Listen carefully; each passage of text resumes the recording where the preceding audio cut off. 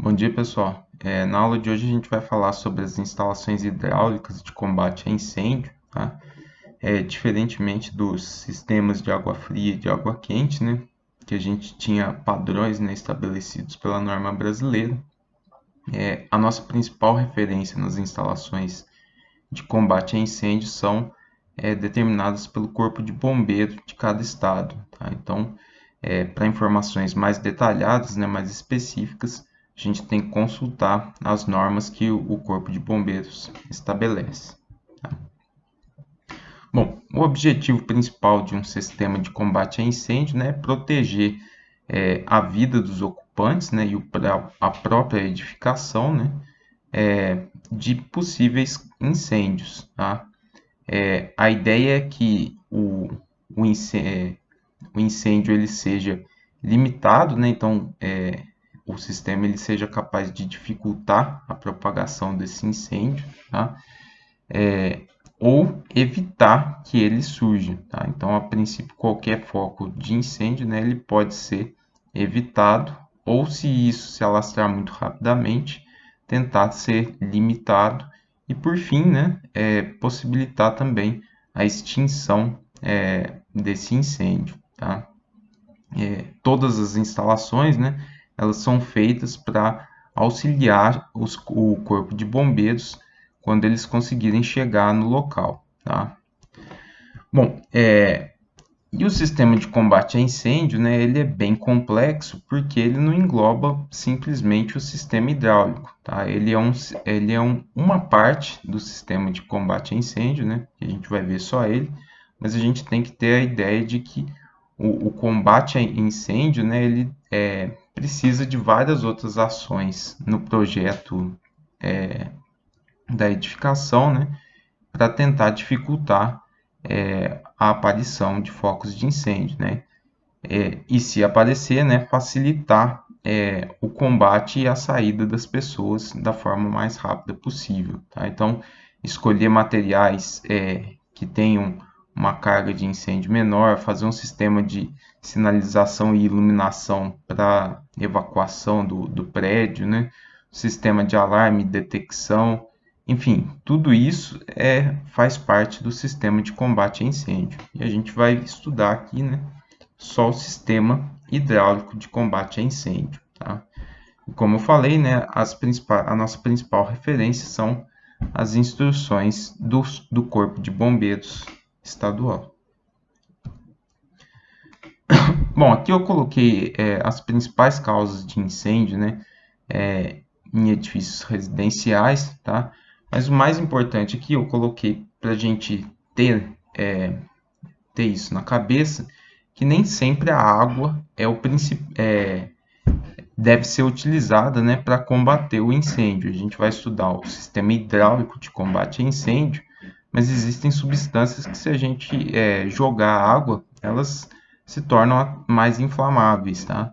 Como o óleo, por exemplo, tá? Então, se a gente for fazer um sistema de combate a incêndio numa indústria química, por exemplo, a gente tem que ter muito cuidado, porque a gente tem que verificar que tipo de, de substâncias que tem lá, né, para a gente não causar um incêndio ainda maior, tá?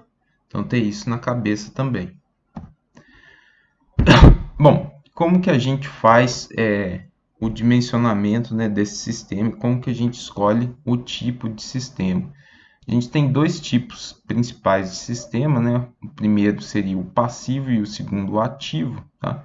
O passivo é aquele que a gente precisa de alguém para operar o sistema, né?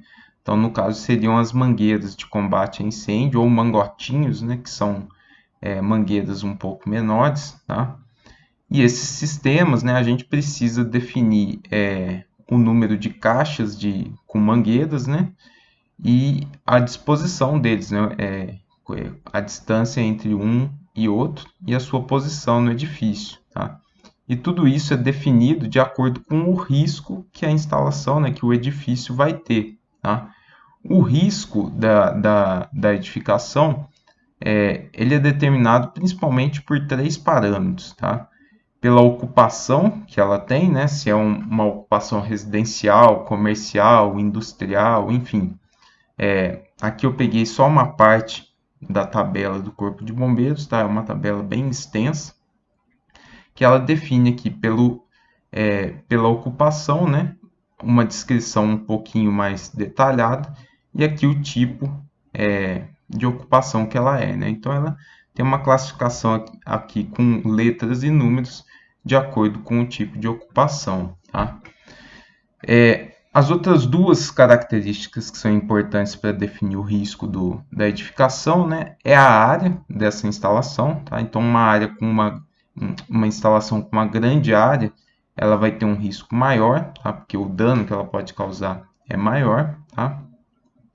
E edifícios também, o número de pavimentos de edifícios, tá? Sempre que eu tiver mais que 3 pavimentos, eu preciso de um sistema de combate a incêndio, tá? E aqui também, sempre que eu tiver uma área maior que 750 metros quadrados, eu também preciso, tá? Se eu tiver menos pavimentos ou áreas menores, né, eu tenho que verificar aqui também pela ocupação, né? Mas a princípio só edifícios com áreas maiores que 750 e mais do que 3 pavimentos vão precisar de um sistema de combate a incêndio, tá? É claro que se estiver mexendo com materiais mais perigosos, né, como a indústria química que eu mencionei, isso aqui pode ter valores menores, tá? As garagens de edifícios, né, as subterrâneas, elas sempre vão precisar de um sistema de combate a incêndio, tá? Por quê? Porque se tiver algum princípio de incêndio lá, né, o acúmulo de gases nessa parte subterrânea, né, ela causa um grande risco de morte das pessoas por asfixiamento lá embaixo, tá? Então, em garagens, a gente sempre vai precisar de um sistema de combate a incêndio, tá? Bom, então aqui, né, olhando a tabela do Corpo de Bombeiros, né, se o nosso edifício tiver uma área maior que 750 metros quadrados e mais que 3 pavimentos, né, a gente define aqui o tipo de ocupação, né, vê aqui qual a divisão que ela pertence, né, olhando a descrição mais detalhada, e aí a gente parte para essa outra tabela aqui também do Corpo de Bombeiros, né, que aqui para cada uma dessas classificações, né? Então vocês veem que vai de A até M, né? M é a letra mais alta, tá? Então a gente tem vários tipos de ocupações aí definidas, tá? E aí, de acordo com essa divisão, a gente escolhe qual que é o tipo aqui de sistema de combate, tá? Essa tabela aqui é para o sistema passivo, tá? Ou seja, para o sistema de mangueiras e mangotinhos, tá? Que a gente vai ver logo em seguida, tá? Bom, outra coisa que a gente tem que fazer, né, que a gente viu no sistema de água fria, é definir o volume de reserva de incêndio do nosso reservatório, tá? A gente viu que uma estimativa aí razoável seria 20% do consumo diário, tá? Mas a gente pode escolher aqui também, né, de acordo com recomendações do Corpo de Bombeiros, né? Então a gente tem aqui as várias classificações lá da tabela anterior, tá? E de acordo com a área aqui da instalação e o tipo de sistema que a gente vai precisar, né, para essa edificação, a gente tem recomendações aqui, né, do volume a ser armazenado para incêndio, tá? Então, até 3.000 metros quadrados, né, eu preciso de 6 metros cúbicos para o tipo 1 e 8 metros cúbicos para o tipo 2, para todas essas ocupações, tá? Bom, é importante ressaltar o seguinte, essa reserva de combate a incêndio, ela não é para combater o incêndio durante todo o período, tá? Ela só serve para mitigar, né, a propagação do incêndio até que o corpo de bombeiros chegue, tá? Então, essa figura aqui mostra o que acontece, né, na prática, tá? Enquanto os bombeiros não chegam, né, o nosso reservatório aqui ele vai se esvaziando, né, e vai alimentando aqui todas as caixas todos os hidrantes, né, com as mangueiras aqui em cada um dos pavimentos, tá? Na hora que os bombeiros chegam, né, eles conectam a bomba deles aqui no hidrante de entrada, tá? E eles pressurizam toda a linha aqui, né? E aí a gente não precisa mais dessa reserva aqui emergencial do reservatório, tá? Outra coisa importante, né? Nos reservatórios a gente tem vários níveis aqui de saída de água pelas colunas, tá? A nossa reserva de incêndio, a nossa tubulação de combate a incêndio, né? Ela sai exatamente do fundo do reservatório para poder aproveitar toda a água disponível, tá? O nosso sistema de água fria, por exemplo, ele sai um pouquinho mais elevado, exatamente para garantir que ele não vai consumir toda a água do reservatório, né? E ainda vai ter um nível d'água ali disponível caso ocorra alguma emergência, tá?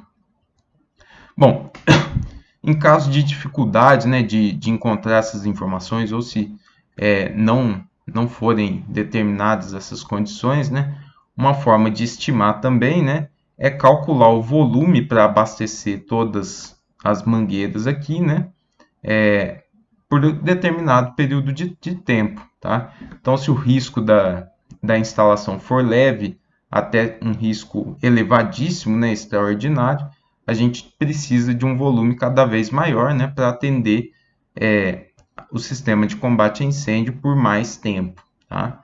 Mas a princípio essa tabela aqui já vai fornecer para a gente os volumes exatos de quanto que a gente precisa para cada tipo de instalação, tá?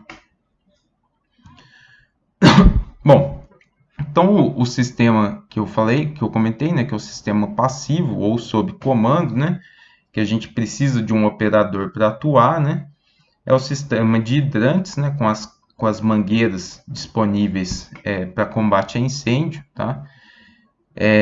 Então, o que a gente tem que definir, né, é o número de caixas que a gente precisa por pavimento, tá? Isso a gente define de acordo com o alcance da mangueira. Então, a gente tem o comprimento da mangueira para cada um dos tipos de sistema, tá? E aí a gente precisa definir a posição delas em cada pavimento e quantas a gente vai precisar em cada pavimento, né? De acordo com o alcance delas, tá? Aqui eu coloquei algumas recomendações de posicionamento dessas caixas de incêndio, tá? Tentar evitar sempre portas externas e escadas, né? Porque o acesso fica mais difícil, né? Durante um incêndio, tá? E são locais com maior acúmulo de gases também, então elas não podem ser instaladas nesses locais, tá? E o dimensionamento, né, da rede aqui que vai abastecer todas as caixas de passagem, né, deve ser feito considerando o seguinte, né, que pelo menos duas dessas caixas aqui vão operar ao mesmo tempo, tá? E que a pressão mínima de serviço, que vai depender também do tipo de instalação, tá? Por que que depende do tipo de instalação? Porque cada uma das mangueiras aqui, né, desses tipos, tem uma vazão diferente, tá? Então, cada uma tem uma pressão de trabalho bem definida, tá? Então, para fazer o dimensionamento aqui, né, a gente considera que duas caixas de passagem, duas caixas de incêndio vão operar simultaneamente, tá? E que a mais crítica deve ter essa pressão mínima de trabalho, né? Então, por exemplo, se eu considerar que eu estou operando inicialmente aqui com o meu reservatório, né? Ou mesmo que fosse já com o corpo de bombeiros. A minha caixa de passagem mais crítica é essa aqui, mais alta, tá? Por quê? Se eu olhar aqui pelo hidrante de recalque dos bombeiros, né? Ela é a que está no ponto mais alto e mais distante, né? Então, ela é a que vai receber menos carga da minha bomba, tá? Se eu estiver operando com o reservatório, é a mesma coisa, né? Ela é a que tem uma carga de pressão menor aqui no reservatório, tá? Apesar de não ter tanta perda de carga, tá? Então, eu sempre verifico a pressão aqui no hidrante mais alto, tá? considerando que um outro também vai operar ao mesmo tempo que ele, tá?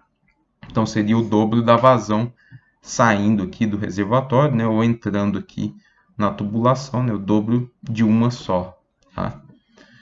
E aí a gente verifica a pressão, né, e escolhe os diâmetros de acordo com a pressão que a gente precisa fornecer, tá?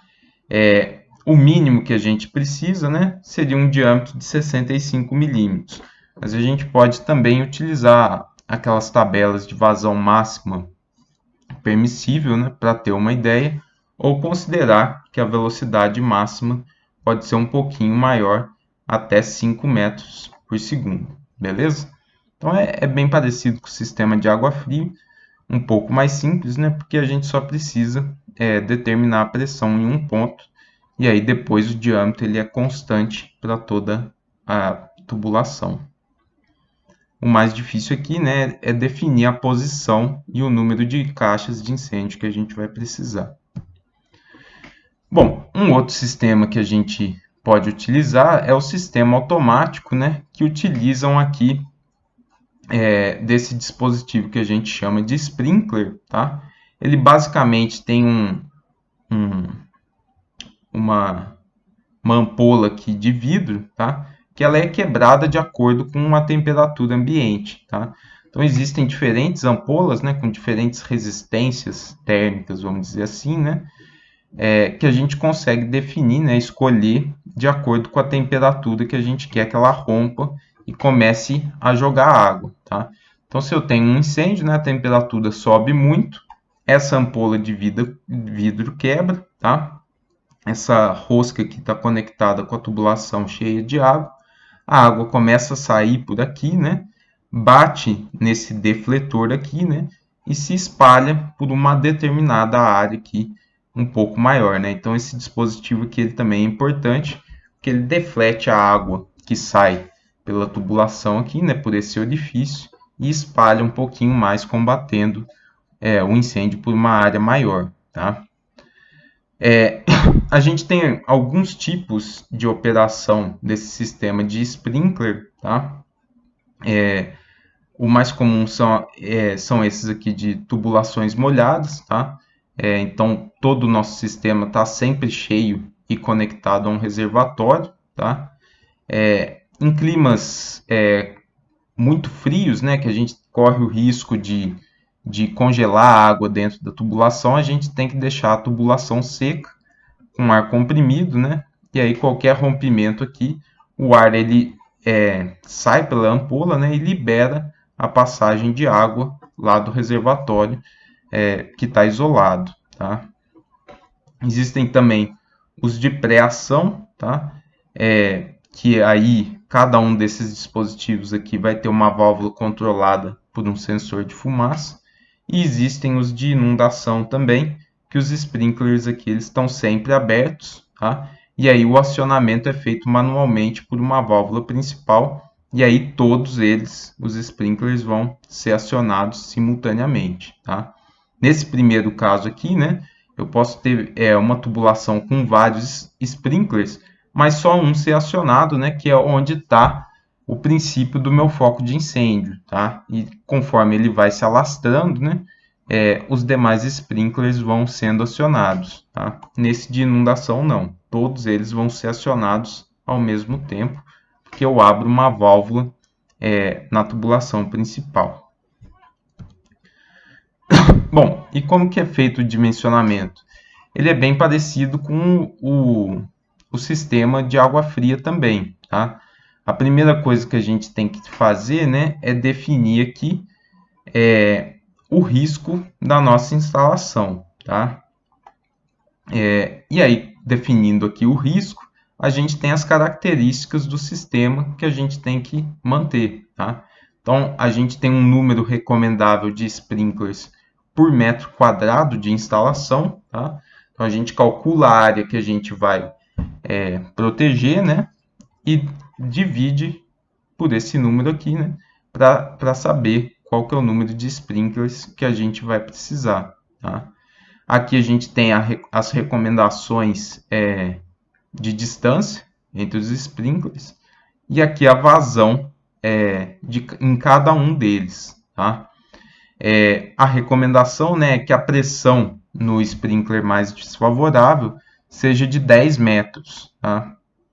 Então a gente faz o dimensionamento da rede, tá? E depois verifica essa pressão. Tá? E como que a gente faz o dimensionamento dessa rede? Da mesma forma que a gente fez lá no sistema de água fria. Né? No sistema de água fria a gente ia somando os pesos, né, dos equipamentos hidrossanitários a cada trecho. Tá? Aqui a gente vai somando o número de sprinklers que cada trecho atende. Tá?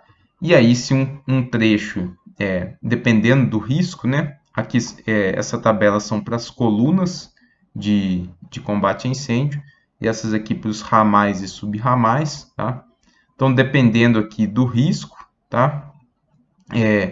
Se uma tubulação atende 2 sprinklers, eu escolho o diâmetro de 25 milímetros. Se ela já atende 3 sprinklers, né? Eu escolho o diâmetro de 32 milímetros. E assim por diante. Tá? Aqui tem um exemplo, né?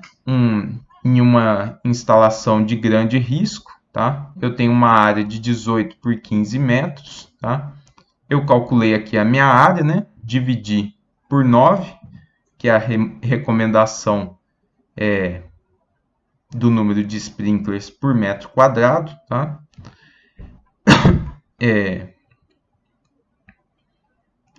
E aí eu cheguei no número de 30 sprinklers que eu preciso para proteger essa área. Tá? Aqui por essa tabela também, né? Aqui, desculpa, né? É a área por sprinkler, né? Qual o tamanho da área que um sprinkler consegue proteger, tá? Então, esse número vai diminuindo exatamente por isso, né? Um sprinkler aqui no risco pequeno atende uma área de 21 metros quadrados e aqui num risco grande ele atende uma área menor, né? Então, consequentemente, eu preciso de mais sprinklers. Então, aqui no nosso exemplo, né, de uma instalação com risco grande, a distância máxima que eu tenho é de 3,5 metros. Tá? E aí, considerando isso, né, e que eu tenho que alocar 30 sprinklers nesse local, tá? Eu defini que eu vou utilizar um ramal lateral aqui principal, tá? Com 6 subramais aqui, com 5 sprinklers cada um, tá? Eu podia ter feito o seguinte também, eu poderia ter colocado um ramal central aqui, né? Com outro com 12 sub-ramais aqui, né? Um lado com 3 sprinklers, outro lado com 2 sprinklers, e feito isso também, tá? Essa disposição, quem vai definir é o engenheiro, tá? Em conjunto com o arquiteto, tá? Para ver qual que é a melhor disposição da instalação, né, em termos estruturais e em termos arquitetônicos. Tá? E aí o dimensionamento, né, a gente faz da mesma forma. Tá? Esse trechinho aqui, né, ele está alimentando um sprinkler só. Como eu tenho um risco grande, né, um sprinkler ele tem 25 milímetros. Esse outro trechinho aqui, ele alimenta já 2 sprinklers. Então, 2 sprinklers eu preciso de 32 milímetros. E assim por diante, né? Se eu fosse olhar aqui no meu ramal, né? Esse trecho aqui alimenta esses 5 sprinklers, enquanto esse trecho inicial aqui alimenta os 30 sprinklers, tá? Então, a cada trecho aqui, eu somo o número de sprinklers que ele está abastecendo, ok? Então, é bem similar com o sistema de água fria, beleza? Então, esse é o sistema de combate a incêndio, né? Lembrando, né, que informações mais detalhadas a gente encontra nas instruções técnicas do Corpo de Bombeiros. Tá? Sempre que a gente for fazer um projeto, a gente tem que olhar essas instruções técnicas para fazer o projeto de acordo com o que eles definem.